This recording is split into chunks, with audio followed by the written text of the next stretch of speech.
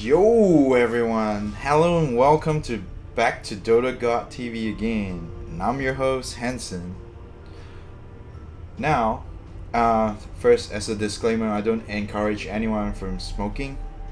I'm just stuck to this hobby for a longest time, and yep, I'm trying to quit smoking. And my advice to everyone is try not to smoke if you can. And let's start the game patch analysis. Okay, so gameplay update 7.11. General changes. So all you need to know is this version is focused on changing how the goal and buyback formulas work. So it's actually the goal for buyback, I think, and after you buy back. So it's the buyback goal, and after you buy back, the goal that you make. Okay, so buyback costs change, and buyback no longer reduces gold earned after respawning. I've already done the math for you guys. So what it basically means is right now, and I've tested a few games since yesterday, and what it means is it's according to your level and the time. So the higher your level, the more buyback gold you need. It's the same as the previous one, but the let's go through this first, and then I'll explain to you. AoE goal for the losing team no longer scales with the overall team net worth. Okay, so this is the major part. Team net worth difference, just the individual net worth of the dying hero. Previously, a core of your team doing really well meant that a support on your team dying gave an increasing amount of gold to the enemy.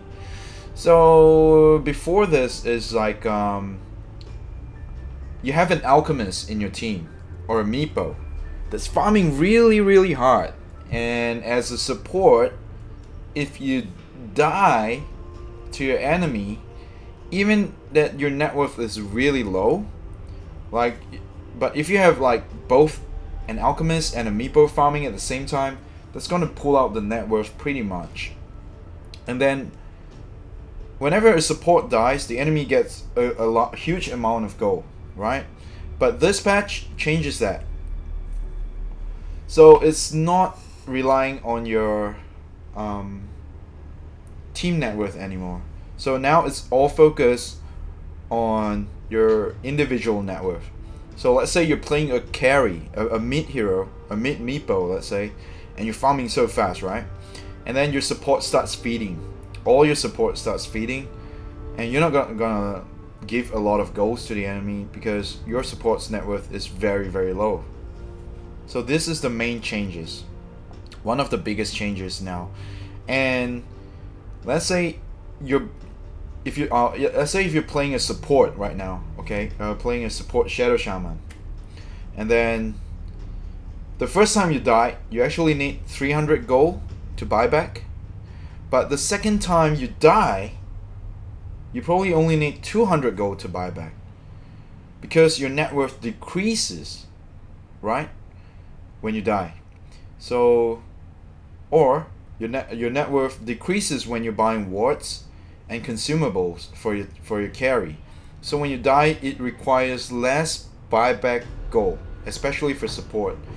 But in the other hand, if you're playing a core, you will need to spend more buyback gold than your supports, unless you die.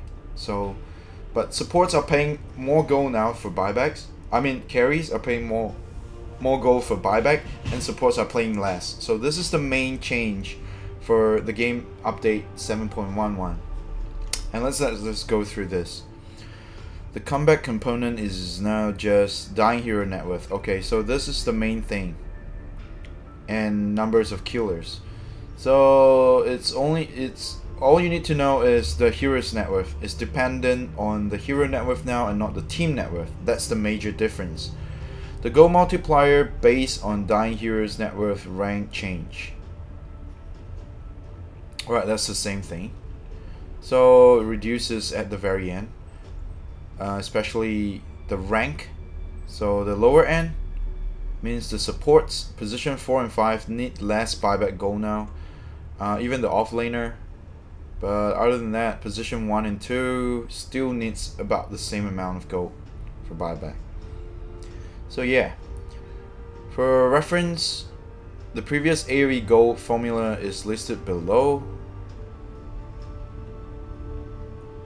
So okay, you can just skip this formula because this is a team net worth difference, net worth factor and all those stuff, but now it's only player net worth, player factor and stuff.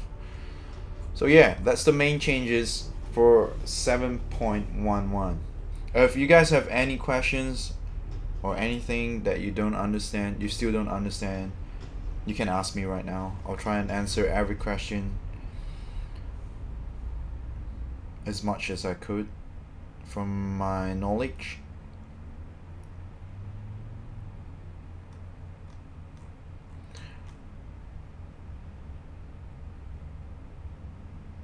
And this part as well, buyback no longer reduces gold earned after respawning.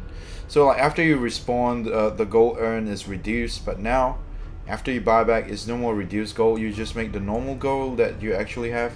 I think previous patch is like you only make half the gold you earn, about half. And if there's no questions, I'll go straight to the previous patch, which is 7.10, which I didn't make a video about. This one is also actually pretty simple. The reason why I don't make a patch note for this is because there's actually not much of a difference. So first, they enable Dark Willow in Captain's mode.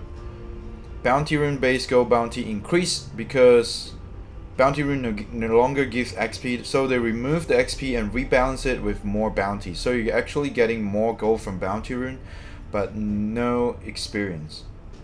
So this is the main changes for 7.10. It's not much of a difference. This one is a bigger patch compared to 7.11. But if you guys have any questions for 7.11 or 7.10, you can also ask me. Even after I made the video, you can just leave any questions in the comment section and I'll answer every question that I could with my knowledge. If I'm not sure, I'll try and search Google for you guys.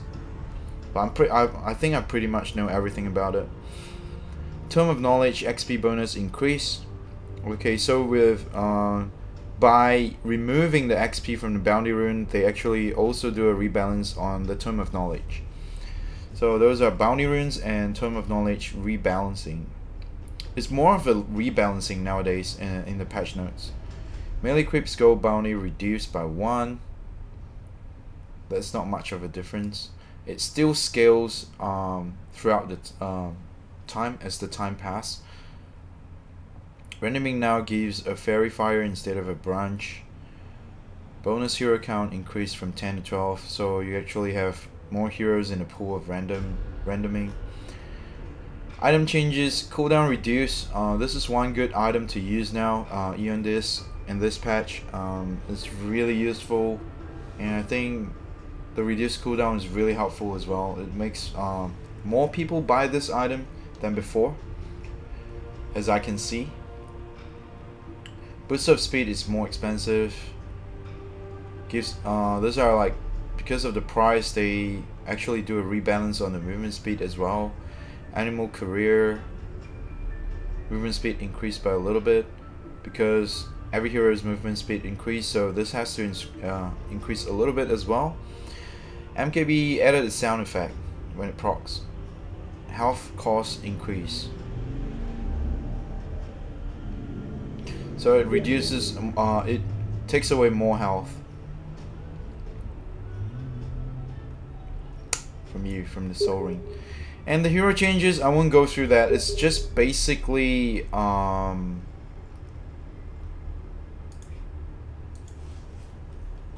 on a second.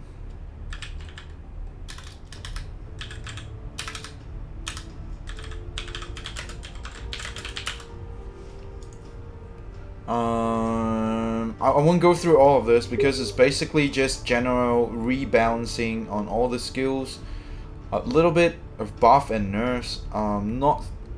It's not that severe that it changes the whole gameplay mechanics, like moving from 6.68 to 7.0. It's just minor buffs and nerfs for every hero except for Lion, I think. No, it's a minor one.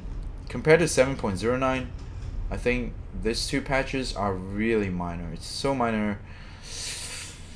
There's no need to talk about. Actually, you can't actually feel anything while you're playing unless like you spam the hero a lot and you know there's like a minor change.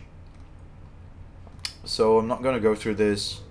All of this is just very minor changes, tweaks and stuff. Like they should do this more often. I really like what Valve is doing now for the patches every 2 weeks. I think they're doing a fantastic job. Instead of implementing a big patch every time, hi Vishal.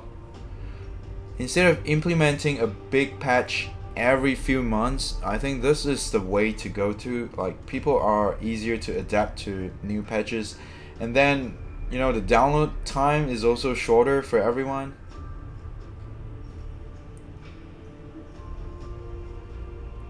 What happened to Enigma?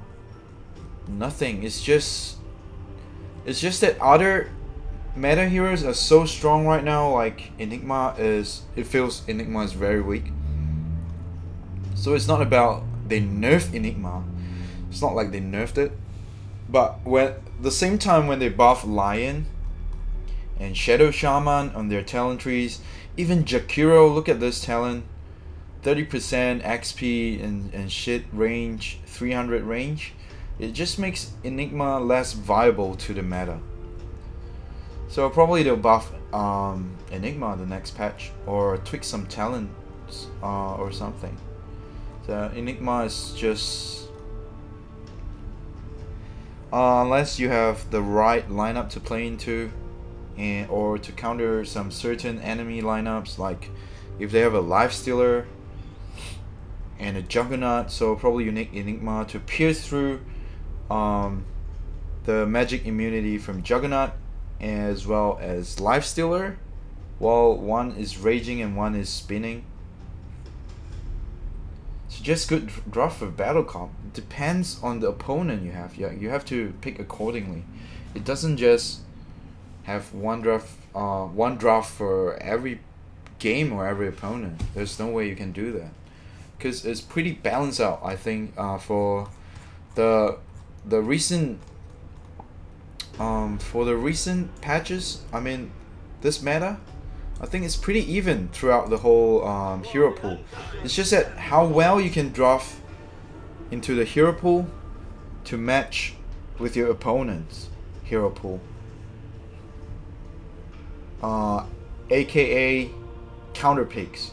So you counter draft your hero pool against your enemy, and then you need to plan out your items, like how you plan it into the items is very important, especially since 7.0. I think like if you don't plan your items well while you're drafting, so while you're drafting your heroes, you should actually consider like what items you're going into. For example, okay, the easy way to put it is, okay, your opponent has an X, or an or a bristleback, right? And or a Dragon Knight. Okay, so they have Dragon Knight, bristleback, and X. What counter items do you plan?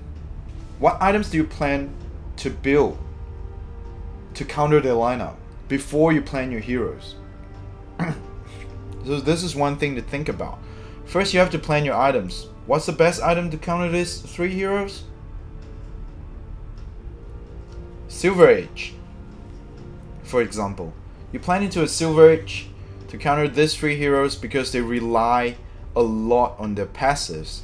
So as soon as you have Silver Age, you can do a ton of damage on these heroes, but before you get Silver Age, these heroes are so tanky, it's just almost close to impossible to kill. Imagine if they even have an Eon Disc on top of their tankiness, or a heart. It's kind of impossible to kill them.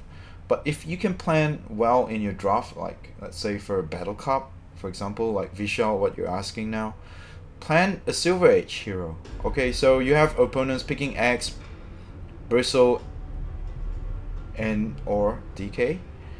Then you have to plan a hero that utilizes Silver Age very early. For example, okay, you can plan into a Slug. So Slug first item is always either you go for Echo Saber or straight away Silver Age, right? If you're playing Slug. So you plan for a hero like Slug to counter these heroes that are really afraid of Silver Age. Do you understand what I mean? Or you can plan into a Shadow Fiend that makes the first item Silver Age instead of going for Dagger and Yules, so that you can counter this hero's hard, right?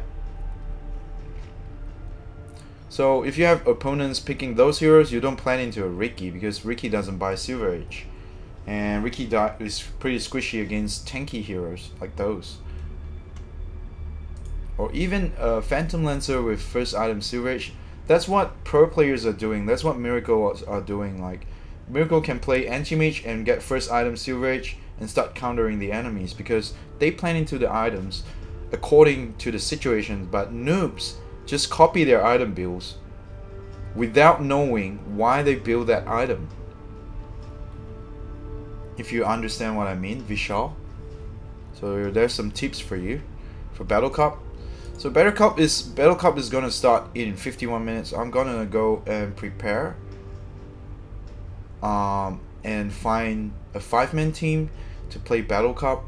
So for those of you who wants to watch my Battle Cup game, you can join me on Twitch, because I'll be streaming live on Twitch for the live games.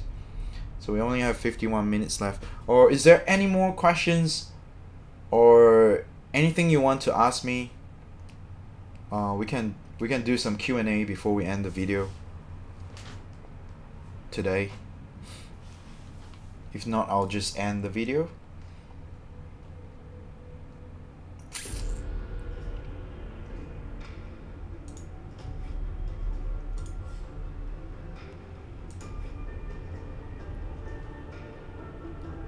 So no more questions.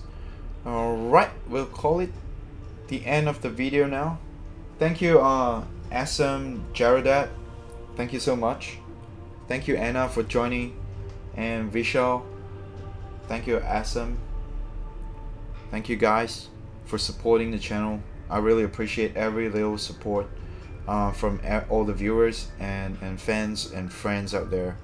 Thank you guys very much. And for those who are watching the replay later, if you haven't know that I have a Twitch channel as well for my casual game, you can always find it in the link below and join my Twitch channel, and we can chat there for like usual casual game. Thanks a lot, man. I hope I can get champion today and get the 20,000 shots, so tomorrow I can do another video about it. But if I fail, the video tomorrow will be like 26k or something. I'll try my best. Anyway, I'm gonna upload a video every day or two talking about Dota Plus and how fast is my progression. So if you guys have any questions, you can join me tomorrow, or if you missed the video, because I don't have a fixed time now yet for my videos. So if you guys have any questions, you can leave it in the comments below and I'll answer every single questions, I promise. Okay, I'll see you guys later in the Battle Cup on my Twitch channel. So bye everyone, and good luck everyone who are playing Battle Cup later, and thanks for supporting. Bye.